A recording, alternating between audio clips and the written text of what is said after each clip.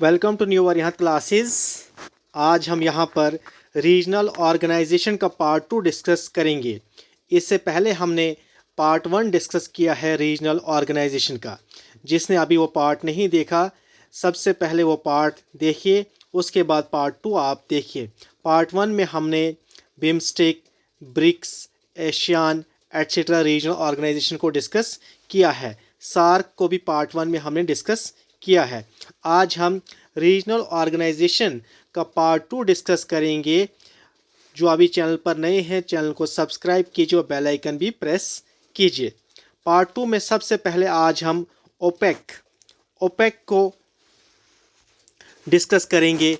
OPEC क्या है, इसकी फुल फॉर्म क्या है? Organisation of petroleum exporting countries. OPEC की फुल फॉर्म क्या है? ये एक रीजनल ऑर्गेनाइजेशन है। Organisation of petroleum exporting countries.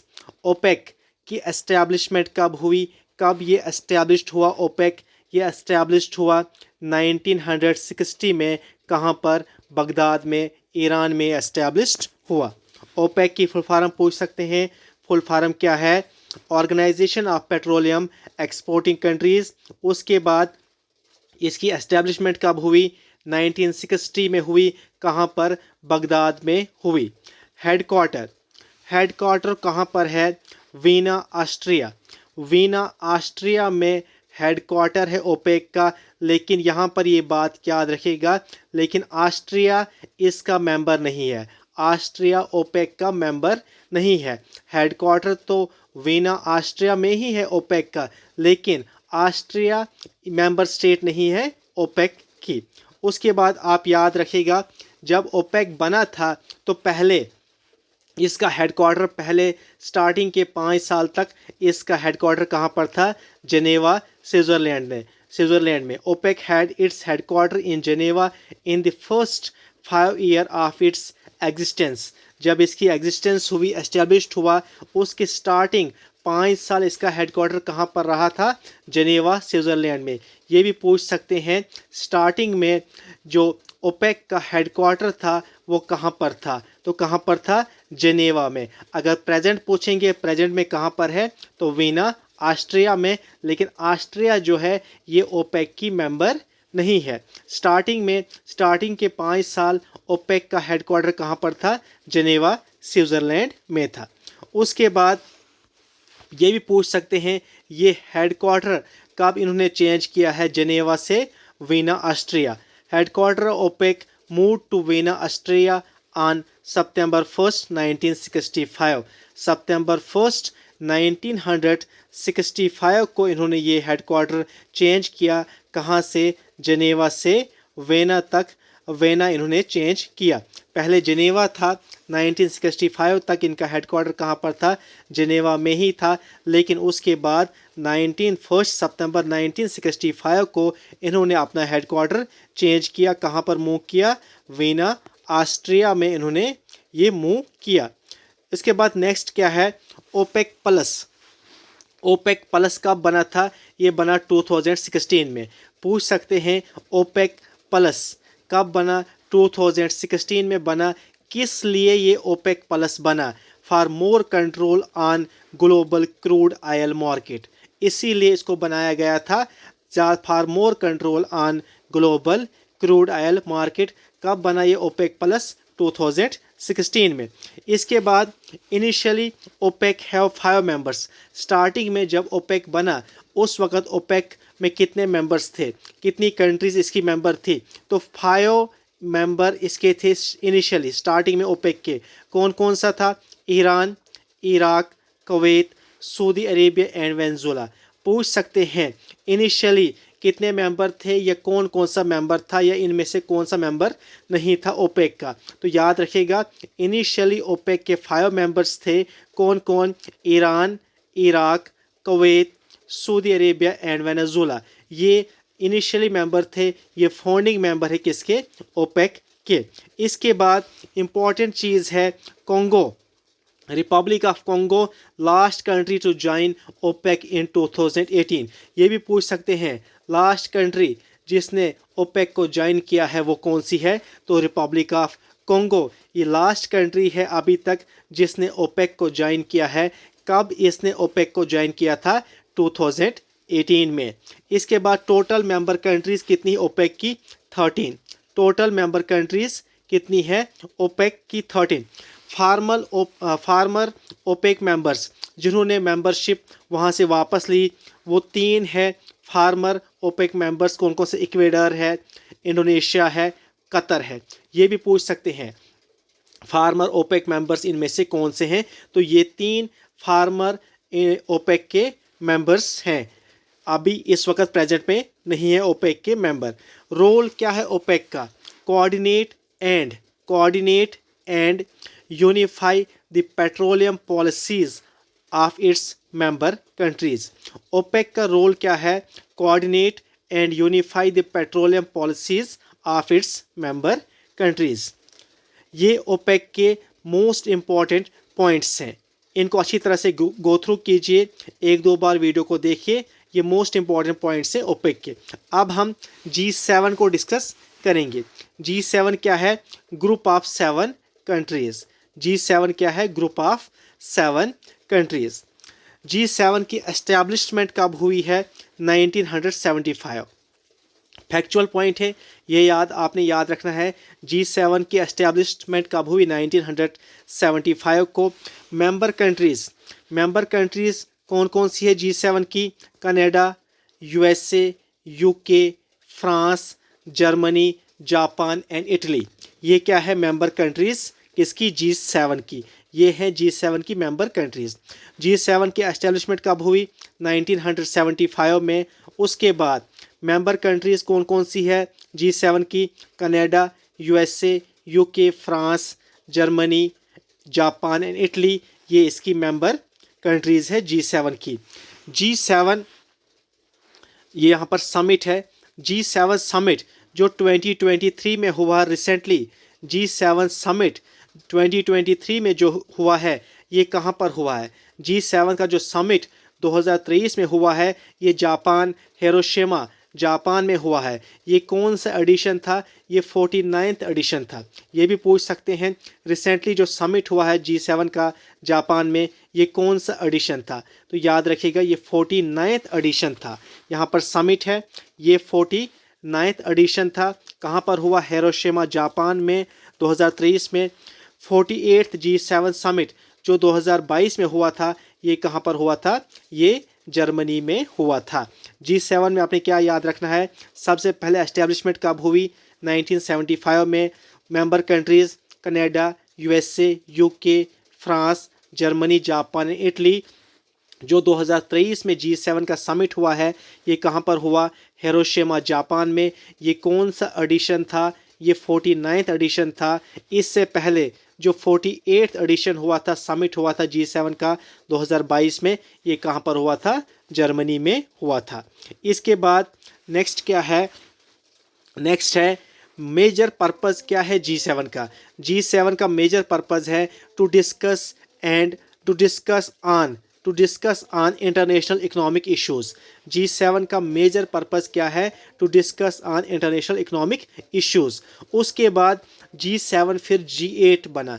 जब G7 में रशिया ऐड हुआ तो ये बना G8। क्या बना? G8। जब G7 में रशिया ज्वाइंट G7 इन 1997। जब 1997 को G7 में रशिया ऐड हुआ तो ये क्या बना? G7 बना G8। उसके बाद क्या हुआ? 2014 में रशियन ट्रूप ने यूक्रेन के क्राइमा में कंक्योर किया, उसको वहाँ पर अटैक किया। तो बाकी मेंबर जो थे G7 के वो रशिया के इस एक्ट से नाराज़ हो गए और उन्होंने रशिया की जो मेंबरशिप थी G8 में उसको सस्पेंड कर दिया और G8 फिर से G7 बना। अगर पूछेंगे रीज़न क्या हुआ था G8 से G7 बनने का, तो यही जो रशियन ट्रूप थे इन्होंने यूक्रेन पर हमला किया था, अटैक किया था। बाकी जो G7 के मेंबर थे वो रशिया से को खिलाफ हुए थे, उस पर नाराज़ हुए, उसके इस एक्ट्स पर नाराज़ हुए थे और उन्होंने मेंबरशिप से हटा दिया रशिया को और G8 फिर से G7 बना। ये कब बना? 2014 में G8 फिर से G7 बना। ये याद रखिएगा, 2014 में G8 फिर से G7 बना। 1997 में ये G8 बना था, लेकिन 2014 में फिर से ये G7 बना। रशिया लॉस्ट मेंबरशिप, कब इसे मेंबरशिप लॉस की थी? 2014 में। 2014 में रशिया ने ये मेंबरशिप लॉस की थी। इसके बाद हम पढ़ेंगे अब G20।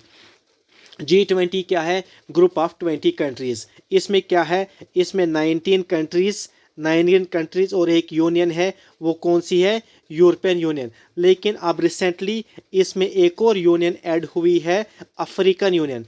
पूछ सकते हैं, रिसेंटली एक यूनियन G20 में ऐड हुई है, कौन सी यूनियन है वो है अफ्रीकन यूनियन।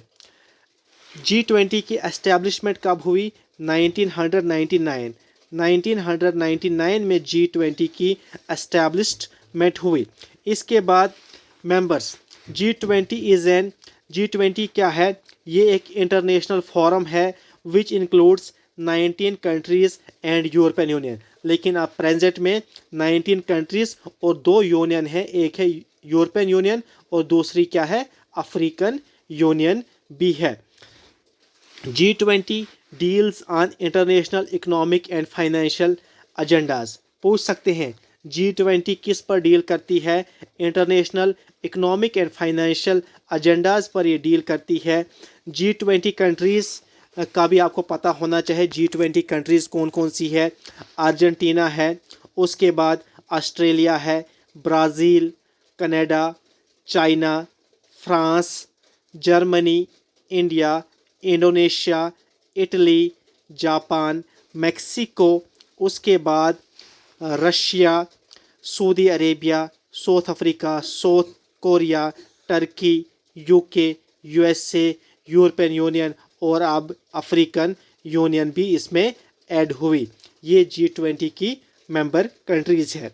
इसके बाद G20 एक फॉर्मल ऑर्गेनाइजेशन नहीं है, ये एक इनफॉर्मल ऑर्गेनाइजेशन है, इसका कोई हेडक्वार्टर नहीं है। ये भी याद रखिएगा, G20 is not an formal international organisation, ये एक इनफॉर्मल इंटरनेशनल ऑर्गेनाइजेशन है। ट्रोइका ये क्या है? Refers to current previous and upcoming presidencies of G20। हर एक साल के लिए एक मेंबर कंट्री को इसकी प्रेसिडेंसी मिलती है G20 की। और ट्राइका क्या होती है? ये एक ट्रायंगल जैसी होती है, जो यहाँ पर एक कंट्री होती है जिसके पास प्रीवियस प्रेसिडेंसी थी, ये होती है प्रेजेंट में, ये प्रेजेंट में होती है, और ये होती है अपकमिंग फ्यूचर में। ये ट्राइका बनाते हैं ट्रायंगल जैसा, इसी को ये कहते हैं current previous and upcoming presidencies. 2023 में ये किन कंट्रीज़ ने बनाया था?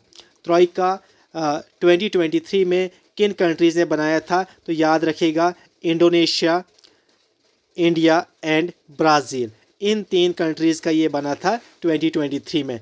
इंडोनेशिया में प्रीवियस इसका प्रेसिडेंसी मिली थी, समिट हुआ था 2022 में। इंडिया में प्रेजेंट में हुआ 2023 में, और अपकमिंग ये ब्राज़ील में होगा 2024 में। उसके बाद important G20 summits. G20 first summit, पूछ सकते हैं फर्स्ट समिट कब हुआ था G20 का? तो 2008 में हुआ था। ये कहाँ पर हुआ था? USA में। फर्स्ट समिट ऑफ G20 ये कब हुआ था? 2008 में हुआ था। और कहाँ पर हुआ था? USA में हुआ था फर्स्ट G20 समिट इन 2008। उसके बाद G20 समिट जो 2022 में हुआ, ये 17th G20 समिट था। 2022 में जो G20 समिट हुआ, ये कौन सा था? ये 17th G20 समिट था, और ये कहाँ पर हुआ था? इंडोनेशिया में हुआ था। उसके बाद रिसेंटली 2023 में जो G20 समिट हुआ, ये 18th G20 समिट था, और ये कहाँ पर हुआ? न्यू दिल्ली, इंडिया में। 18th G20 समिट था ये, जो 2023 में हुआ, ये कहाँ पर हुआ? न्यू दिल्ली, इंडिया में। नेक्स्ट जो है अपकमिंग G20 समिट जो इस साल होगा 2024 में, ये 19th एडिशन होगा, और ये कहाँ पर होगा? ब्राज़ील में। 2024 का G20 समिट ब्राज़ील में होगा और 2025 जो 20th G20 समिट होगा ये कहाँ पर होगा? ये होगा साउथ अफ्रीका में होगा। इसके बाद G20 समिट के कुछ इम्पॉर्टेंट जो G20 समिट 2023 में हुआ, 2023 में G20 समिट जो हुआ इंडिया में, इसके कुछ इम्पॉर्टेंट फैक्ट्स हम पढ़ते हैं, यहाँ से क्वेश्चन बनने का चांस है। वेन्यू क्या था, कहाँ पर हुआ, इंडिया में वेन्यू क्या था, कहाँ पर था वेन्यू जहाँ पर G20 समिट हुआ? Bharat Mandapam international exhibition convention centre, Pragati Maidan, new Delhi, ये इसका वेन्यू था। यहाँ पर ये G20 समिट हुआ था। याद रखिएगा वेन्यू क्या था 2023 G20 समिट का? Bharat Mandapam international exhibition convention centre, Pragati Maidan, new Delhi, India में इसका वेन्यू था। फर्स्ट G20 समिट, ये जो 2023 में इंडिया में G20 समिट हुआ, first G20 summit held in India as well as South Asia, ये साउथ एशिया का भी पहला समिट G20 समिट था और इंडिया का भी पहला G20 समिट था। India holds G20 presidency, India को कब मिली थी, कब से कब तक G20 प्रेसिडेंसी कब से कब तक मिली थी? तो 1 दिसंबर 2022 से लेकर नवंबर 30 2023, इस टाइम तक इंडिया को G20 प्रेसिडेंसी मिली थी। दिसंबर 1 2022 से लेकर नवंबर 30 2023 तक, दिसंबर 1 2022 से लेकर 30 नवंबर 2023 तक इंडिया को G20 की प्रेसिडेंसी मिली थी। इसके बाद नेक्स्ट क्या है? This summit will be held on September 9-10 2023, India में जो G20 समिट हुआ 2023 का, ये समिट कब हुआ था? 9th and 10th सितंबर 2023 को ये समिट हुआ था। नेक्स्ट क्या है? 2023 में G20 का समिट हुआ, इसका थीम क्या था? वासुदेवा कुटुंबकम,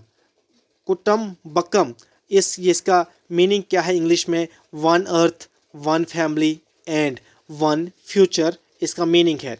फ्लावर, जो G20 समिट के लोगों में फ्लावर था, वो कौन सा फ्लावर था? तो वो लोटस का फ्लावर था, और lotus international India's national flower जो है लोटस, वही फ्लावर G20 के लोगों में था। और G20 का जो लोगो बनाया गया था वो 3 कलर से बनाया गया था। इंडियन फ्लैग में जो 3 कलर हैं उन्हीं 3 कलर से G20 का लोगो बनाया गया था। इसके बाद फोकस एरिया क्या था? G20 समिट 2023 में जो हुआ इंडिया में न्यू दिल्ली में, इसका फोकस एरिया क्या था? किन चीज़ों पर फोकस था ज़्यादा? Global economy, climate change, sustainable development. पूछ सकते हैं G20 समिट जो 2023 में हुआ इंडिया में, इसका फोकस क्या था? तो 3 चीज़ों पर ज़्यादा फोकस था, global economy, climate change and sustainable development, ये इसके फोकस एरिया है। Thank you so much. Channel को सब्सक्राइब कीजिए और बेल आइकन भी प्रेस कीजिए।